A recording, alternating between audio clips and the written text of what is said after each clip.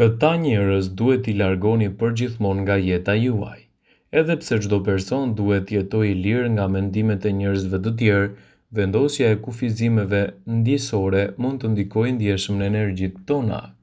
Edhe nëse keni paqe të brendshme, ka njerëz që mund t'ju shqetësojnë dhe ndikojnë negativisht në disponimin dhe cilësinë e jetës suaj.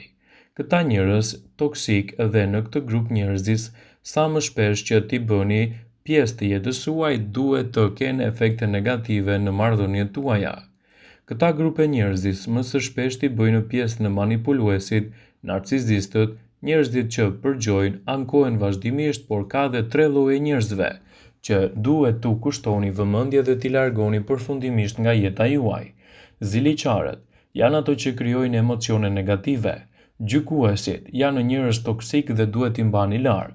Edhe njerëzit që viktimizohen shpesh nuk janë të denjë për të krijuar një shoqëri e mirë me ta.